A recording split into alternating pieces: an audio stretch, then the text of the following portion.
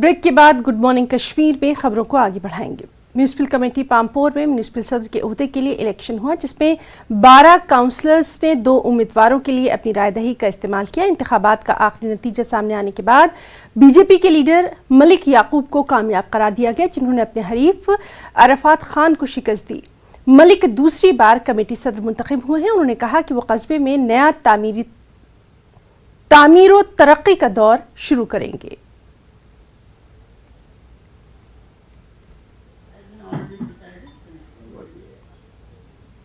है 3 कैंडिडेट्स थे हमारे पास, तो जिसके कम आए थे, उस स्टेज में कम आए थे, वो वहाँ पे एक्सक्लूड हो गया। और आगे दूसरे स्टेज के लिए 2 कैंडिडेट्स हमारे पास थे, अरफात जी और याकूब साहब।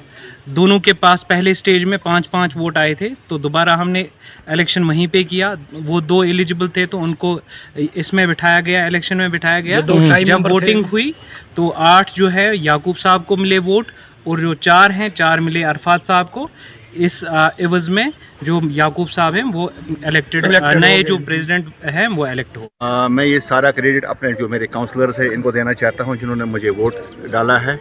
और जब पहला राउंड हमारा हुआ है तो किसी को मेरे से बराबरी हो गई थी, तो फिर दूसरे राउंड में जो हमारा एक्ट के मुताबिक तो दूसरा राउंड उन्हें करना पड़ा। दूसरे राउंड में मुझे सबकत हासिल हुई है, तो उस बेस पे मैं इनका बहुत बहुत शुक्रगुजार हूँ, अपने कॉरपोरेट्स का, काउंसलर्स का, जिन्होंने मुझे कामयाब कराया और इन्होंने मुझे पर विश्वास जताया। ये मेरी जीत नहीं है, ये पामपोर के लोगों की जीत है, पामपोर के आवाम की जीत है।